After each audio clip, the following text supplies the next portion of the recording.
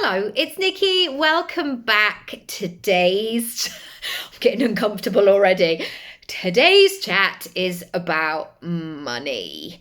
And I always want to talk about it, obviously, from a non-accountant, non-financial advisor, but from a mind.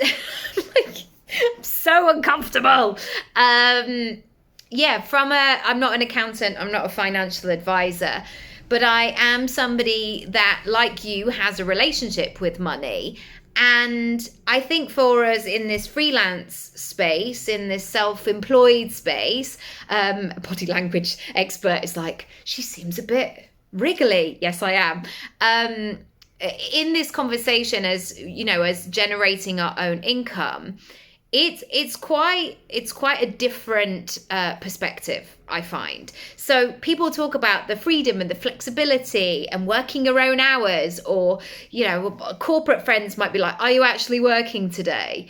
And I actually have a belief that many of us work way more than our corporate friends. What we're required to do, the flexibility of our roles is quite something. But I was reflecting on this conversation around time for money and pricing and packaging. So this is a lot of work that I do with my clients, because it's quite an equation to figure out. And yes, there are things about pricing and packaging your services so they work well within your industry. But also, the more that we go into this space and the more that we have access to all of these people on the internet, you can pay anything you like for a particular item. So a white t-shirt, for example, I'm sure you could buy a white t-shirt for $2.99. But equally, you could spend, I don't know, can you buy 20 grand t-shirts? Maybe. You can spend a lot of money on a white t-shirt. And some would argue it's just a white t-shirt, but we know that there are so many nuances in here. And many people are coming to me also because they're listening to industry advice of just sell this kind of package, but there's resistance for them. It doesn't quite sit well in their body. And so a lot of the work that I do with clients is about everything feeling good. If you can't say it aloud, if you can't talk about it comfortably, you're not going to be able to sell it. And so one lovely, slightly embarrassing for my clients thing that I encourage them to do is to read their website aloud. Because we can write these beautiful paragraphs and slot a picture in here and put a video in here, but you've got to bring that to life. So today I want to tell you the story of how I did an advert, and it was a 2-day shoot.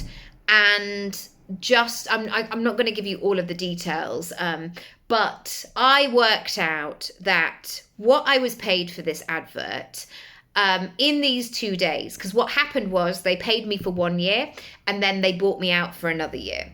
So what I was paid for those 2 days work, as in me being actively there doing my job, was actually more than a year's salary that I had earned earlier in my career. And that blew my mind a little bit. I mean, obviously, my experience had changed a lot over that time, but that kind of balance was like, what? You earned the same amount working all those days in just 2 days. So let me talk you through a process here, because this may shift the way that you approach your pricing and packaging. Number one, this industry, this landscape, this climate that we are in right now, we have to remind ourselves regularly, because the news is depressing at times, like there's so much going on in the world, it can feel all-consuming. Number one, it is possible for you to make money in a way that suits you. There isn't a one-size-fits-all. You don't have to, your only route to where you're going is not just from getting a 9-to-5 job.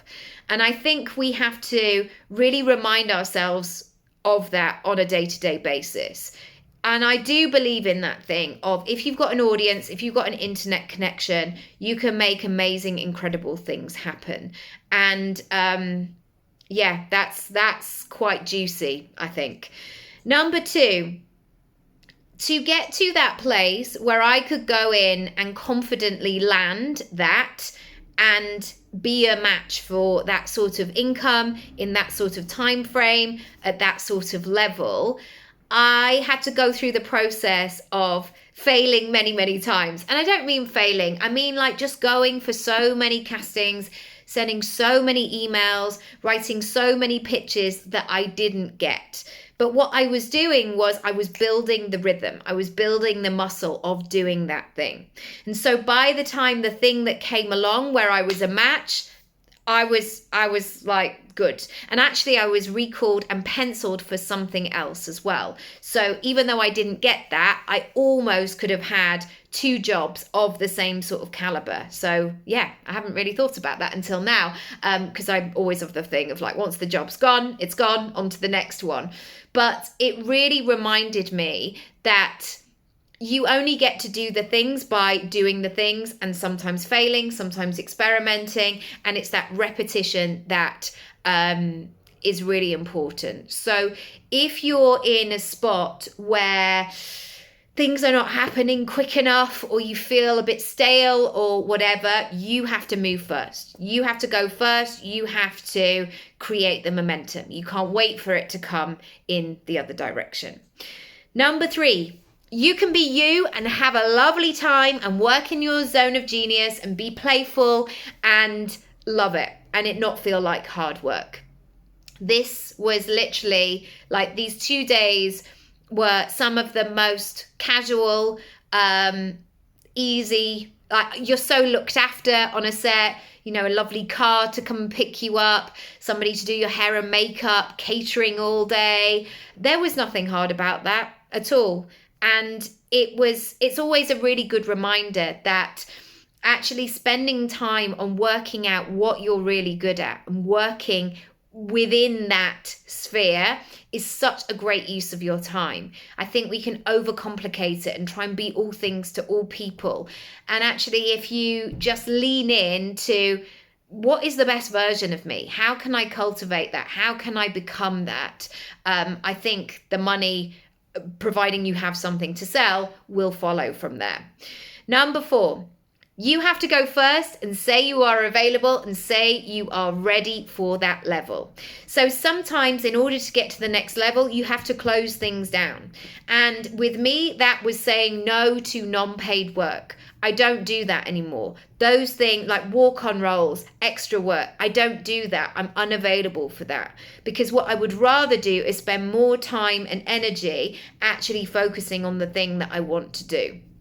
And sometimes that there is a bit of a time lag. Sometimes you're like, oh no, I wish I could just be doing all the other things because that felt comfy and cozy and more regular.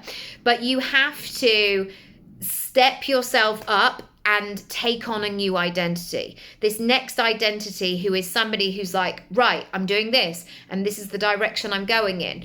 Also, during this time when I landed this job, I had invested thousands into a program and in my own mindset and my own development. So this didn't just like come out of the blue accidentally, or somebody said, yeah, you sound like you might be about ready. We can't do that in this culture because everybody wants all the things. Everybody's competitive. So how are you going to have your edge? And number 5, the time frame is irrelevant sometimes. And it's sometimes just about having the thing that the person wants. So this production company wanted to shoot all of the things that they needed in these 2 days. And for them, it didn't matter how much it cost. Like, it cost what it cost to get everybody there in those 2 days. So when you're thinking about your pricing and your packaging, people are paying for the result. They don't, and actually all of these people, they weren't like, oh gosh, can we have you for another 12 hours? They wanted to get it done in the smallest amount of time. So I hope that has been useful. I'm going to leave some links down below if you want to check out some more details. Any questions, I would love to answer them. Let me know, and I'll see you next time. Bye.